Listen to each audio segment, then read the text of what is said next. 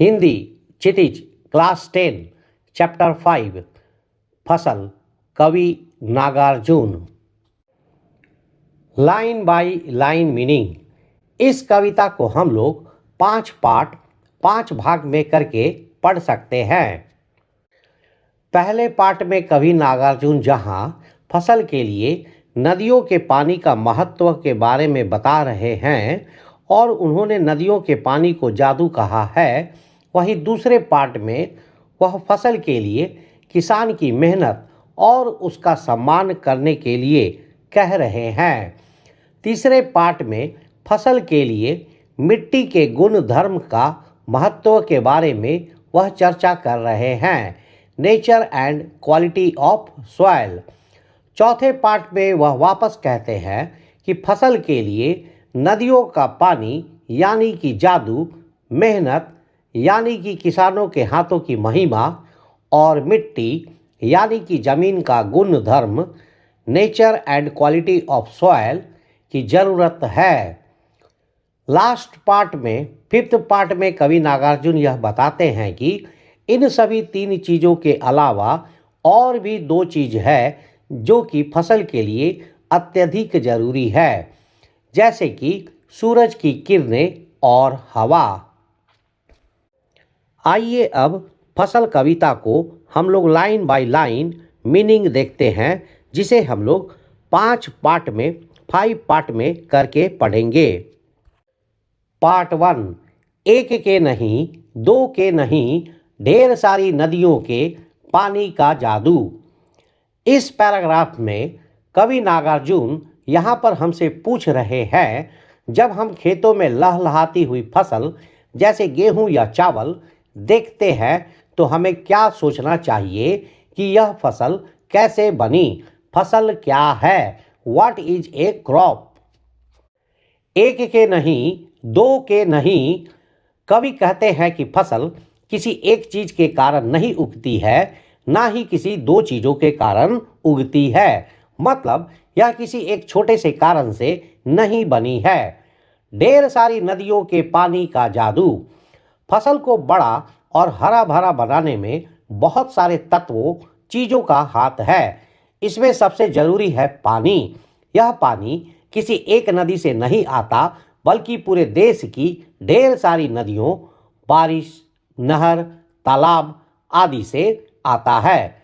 कवि पानी को जादू, मैजिक कह रहे हैं, क्योंकि पानी ही सूखी जमीन और छोटे से बीज को एक बड़ी फसल में बदल देता है। यह किसी जादू से कम नहीं है। इन पंक्तियों का मतलब है कि फसल केवल बीज बोने से नहीं उग जाती, बल्कि यह बहुत सारे पानी का कमाल है जो नदियों और बारिश से मिलता है। यह उस पानी की ही शक्ति और जादू है जो हमें खाने को अनाज देती है। पार्ट 2, एक के नहीं, 2 के नहीं, लाख लाख कोटि कोटि हाथों के स्पर्श की गरिमा। कवि नागार्जुन यहाँ पर इस पैराग्राफ में बताते हैं कि फसल को बनाने में सिर्फ पानी ही नहीं, बल्कि इंसानों की मेहनत भी बहुत ज़रूरी है। इसे ही वह किसान के हाथों के स्पर्श की गरिमा, the glory of the touch of hands of farmers कह रहे हैं। एक के नहीं, 2 के नहीं, फिर से कवि कहते हैं कि फसल किसी एक या 2 आदमी की मेहनत से नहीं उगती। लाख लाख कोटि कोटि हाथों के स्पर्श। लाख लाख और कोटि कोटि का मतलब होता है लाखों और करोड़ों। कवि कहते हैं कि फसल को उगाने में लाखों करोड़ों किसानों ने अपने हाथ लगाए हैं। किसानों ने जमीन जोती, हल चलाया, बीज बोए, पानी दिया और फसल की देखभाल की। स्पर्श की गरिमा का मतलब होता है इज्जत या महिमा, ग्लोरी या सम्मान। कवि कहते हैं कि यह फसल उन लाखों करोड़ों किसानों के हाथों के छूने मेहनत की इज्जत है।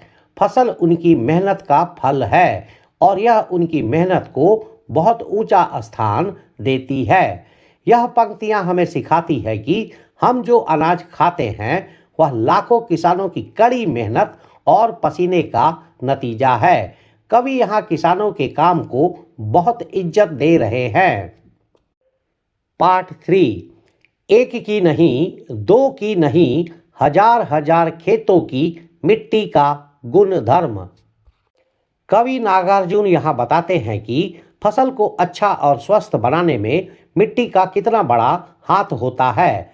वह मिट्टी का गुण धर्म, the nature and quality of the soil के बारे में बताते हैं।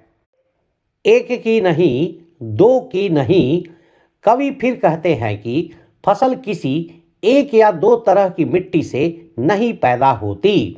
हजार हजार खेतों की मिट्टी, इसका मतलब है कि भारत में हजारों बहुत सारे तरह के खेत हैं और हर खेत की मिट्टी अलग होती है, जैसे काली मिट्टी, लाल मिट्टी, रेतीली मिट्टी, सैंडी सॉइल आदि। मिट्टी का गुण धर्म, गुण धर्म का मतलब होता है उस मिट्टी की खासियत, क्वालिटी और उसका स्वभाव, नेचर। कवि कहते हैं कि फसल जो इतनी अच्छी उगती है वह उन हजारों तरह की मिट्टियों के अच्छे गुणों जैसे उपजाऊपन, मिनरल्स, फर्टिलिटी के कारण ही उगती है। इन पंक्तियों का मतलब है कि हर फसल अपने आसपास की मिट्टी के गुण, क्वालिटी और स्वभाव, नेचर से ही बनती है। अलग अलग मिट्टी के अच्छे गुणों के कारण ही अलग अलग तरह की फसलें उग पाती है। पार्ट 4। फसल क्या है? और तो कुछ नहीं है वह, नदियों के पानी का जादू है वह, हाथों के स्पर्श की महिमा है, भूरी काली संदली मिट्टी का गुण धर्म है। यह पंक्तियां नागार्जुन जी की कविता फसल का केंद्रीय विचार, सेंट्रल थॉट है, जिसमें वह स्वयं ही प्रश्न करते हैं और स्वयं ही उसका उत्तर देते हैं। यहाँ कवि पहले सवाल पूछते हैं और फिर उसका जवाब देते हैं। कवि नागार्जुन यहाँ फसल की परिभाषा, the definition of A crop के बारे में बता रहे हैं। फसल क्या है? कवि हमसे पूछते हैं, यह जो खेतों में अनाज उगता है आखिर है क्या? और तो कुछ नहीं है वह। कवि कहते हैं, यह कोई साधारण चीज नहीं है, यह तो इन महान तत्वों का मेल है। नदियों के पानी का जादू है वह। इसका मतलब है कि फसल को बड़ा और हरा भरा करने में नदियों के पानी की बहुत बड़ी शक्ति, जादू लगी है। हाथों के स्पर्श की महिमा है। इसका मतलब है कि यह लाखों करोड़ों किसानों के हाथों की मेहनत और पसीने का फल है। उनकी मेहनत ही फसल की इज्जत, महिमा है। भूरी काली संदली मिट्टी का गुण धर्म है। इसका मतलब है कि फसल को उपजाने में अलग अलग तरह की मिट्टी जैसे भूरी, काली या चंदन, सैंडल जैसी खुशबू वाली संदली मिट्टी की अच्छी क्वालिटी, गुण धर्म का योगदान है। कवि हमें बताना चाहते हैं कि फसल कोई छोटी मोटी चीज नहीं है, बल्कि यह इन तीन बड़ी चीजों को मिलाकर बनती है। नंबर 1 पानी, नदियों का जादू। नंबर 2 मेहनत, किसानों के हाथों की महिमा। नंबर 3 मिट्टी, जमीन की अच्छी क्वालिटी। पार्ट 5। रूपांतरण है सूरज की किरणों का, सिमटा हुआ संकोच है हवा की थिरकन का। कवि नागार्जुन ने सूरज और हवा के योगदान को भी बहुत ही खास तरीके से बताया है। कवि यहाँ बताते हैं कि फसल को बनाने में सूरज की रोशनी और हवा का चलना भी कितना जरूरी है। रूपांतरण है सूरज की किरणों का। रूपांतरण का मतलब होता है रूप बदलना, ट्रांसफॉर्मेशन। कवि कहते हैं कि फसल, अनाज के दाने कुछ और नहीं बल्कि सूरज की किरणों का बदला हुआ रूप है। पौधे सूरज की रोशनी का इस्तेमाल करके ही अपना भोजन बनाते हैं, जिसे विज्ञान में फोटोसिंथेसिस कहते हैं। कवि कहते हैं कि वही रोशनी अब अनाज के रूप में हमारे सामने आ गई है। यह सचमुच एक अद्भुत रूपांतरण ट्रांसफॉर्मेशन है। सिमटा हुआ संकोच है हवा की थिरकन का। थिरकन का मतलब होता है धीरे धीरे हिलना या नाचना, मूवमेंट, वाइब्रेशन। संकोच का मतलब होता है सिकुड़ना या इकट्ठा होना। कवि कहते हैं कि फसल अनाज के दाने में वह हवा का धीरे धीरे हिलना भी शामिल है। जब हवा चलती है तो फसलें लहराती है। यह हवा ही पौधों को बढ़ने और दाने को पकने में मदद करती है। वह सारी हवा की गति और ऊर्जा, स्पीड एंड एनर्जी अब दानों के रूप में सिमटकर इकट्ठी होकर फसल में आ गई है। इन पंक्तियों का संदेश यह है कि सूरज की गर्मी और हवा भी फसल के लिए उतनी ही जरूरी है जितनी कि पानी और मिट्टी। ये दोनों प्राकृतिक शक्तियाँ, नेचुरल पावर्स मिलकर फसल को जीवन देती है। इस तरह कवि ने फसल को इन 5 चीज़ों का मेल बताया है। नंबर 1, नदियों का पानी। नंबर 2, करोड़ों हाथों की मेहनत। नंबर 3, 1000 तरह की मिट्टी। नंबर 4, सूरज की किरणें। नंबर 5, हवा की थिरकन। समरी, सारांश। इस तरह से हम देखते हैं फसल कविता को 5 भाग में डिवाइड किया जा सकता है। फर्स्ट पार्ट में कवि नागार्जुन कहते हैं फसल 1-2 नहीं बल्कि यह बहुत सारे नदियों और बारिश के पानी के जादू का कमाल है। दूसरे पार्ट में कहते हैं हम जो अनाज खाते हैं वह लाखों किसानों की कड़ी मेहनत और पसीने का नतीजा है। हमें किसान की मेहनत की इज्जत करनी चाहिए। पार्ट 3 में कवि नागार्जुन कहते हैं फसल अपने आसपास की मिट्टी की गुण, क्वालिटी और स्वभाव नेचर से ही बनती है। अलग अलग मिट्टी के अच्छे गुणों के कारण ही अलग अलग तरह की फसलें उग पाती है। पार्ट 4 में कवि नागार्जुन कहते हैं फसल इन 3 बड़ी चीज़ों को मिलाकर बनती है। पहला, पानी, नदियों का जादू। दूसरा, मेहनत, किसानों के हाथों की महिमा। तीसरा, मिट्टी, जमीन की अच्छी क्वालिटी। पार्ट 5 में कवि नागार्जुन कहते हैं कि इन 3 चीज़ों के अलावा भी फसल के लिए और भी 2 अतिरिक्त चीज़ों की ज़रूरत पड़ती है। फसल सूरज की किरणों का बदला हुआ रूप है। फोटोसिंथेसिस प्लस हवा ही पौधों को बढ़ने और दाने को पकने में मदद करती है। नागार्जुन जी की कविता फसल बहुत ही प्यारी कविता है। इस कविता में हमें मुख्य रूप से 2 बातें पढ़नी है और समझनी है। नंबर 1, फसल कैसे बनती है, how the crop is made. Number 2, किसानों का सम्मान, रिस्पेक्टिंग द फार्मर्स।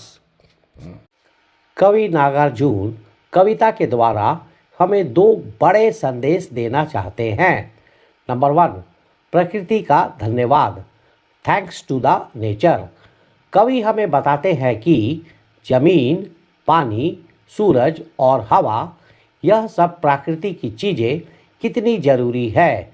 हमें इन सब का ध्यान रखना चाहिए क्योंकि इनके बिना हमें खाने को कुछ नहीं मिलेगा।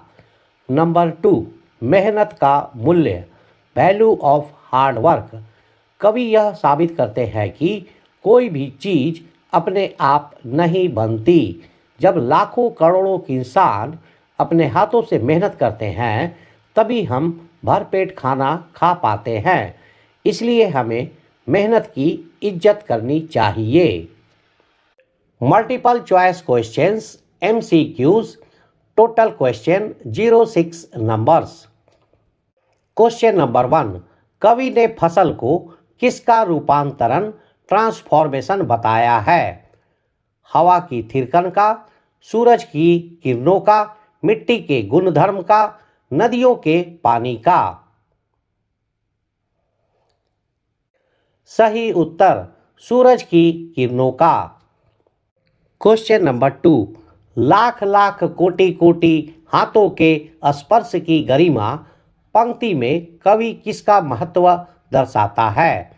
मिट्टी की उर्वरता का, जल संसाधनों का, किसानों के श्रम मेहनत का, सूर्य के प्रकाश का।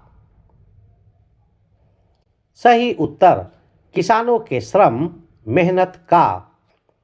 क्वेश्चन नंबर 3, कवि के अनुसार फसल किसका जादू है? जादूगर का, बीज का, नदियों के पानी का, धरती माँ का।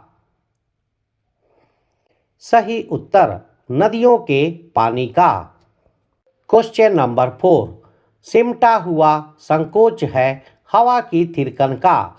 इस पंक्ति में निहित भाव क्या है? हवा का डर जाना, हवा की गति और ऊर्जा का फसल में समाहित होना, फसल का हवा से डर कर सिकुड़ जाना, हवा का स्थिर हो जाना। सही उत्तर हवा की गति और ऊर्जा का फसल में समाहित होना। क्वेश्चन नंबर 5, कवि फसल को भूरी काली संदली मिट्टी का क्या बताता है? आकार, गुणधर्म, रंग, भार। सही उत्तर गुणधर्म। क्वेश्चन नंबर 6, कविता में फसल के निर्माण में किन 5 तत्वों की भागीदारी बताई गई है? सूर्य, जल, हवा, मिट्टी, बीज। सूर्य, जल, हवा, मिट्टी मनुष्य का श्रम। जल, हवा, खाद मनुष्य का श्रम, बीज। सूर्य, बादल, जल, हवा, मिट्टी। सही उत्तर सूर्य, जल, हवा, मिट्टी मनुष्य का श्रम। कॉन्क्लूजन, फसल शब्द सुनते ही खेतों में लहलहाती फसल आंखों के सामने आ जाती है। नागार्जुन ने अपनी कविता फसल में फसल क्या है और उसे पैदा करने में किन किन तत्वों चीज़ों का योगदान होता है, इसे बताया है। कविता यह भी बताती है कि प्रकृति और मनुष्य के सहयोग से ही जीवन संभव है। बोलचाल की भाषा की गति और लय कविता को प्रभावशाली बनाती है। कहना ना होगा कि यह कविता हमें उपभोक्ता संस्कृति, कंज्यूमर कल्चर के दौर में कृषि संस्कृति, एग्रीकल्चरल कल्चर के निकट ले जाती है। Needless to say, this poem takes us closer to agricultural culture in the era of consumer culture. इस वीडियो में बताए गए सभी पॉइंट्स आपके एग्जाम के लिए काफ़ी इम्पोर्टेंट है। अगर आप इन्हें याद रखेंगे तो आप एग्ज़ाम में अच्छे मार्क्स अवश्य ला सकते हैं।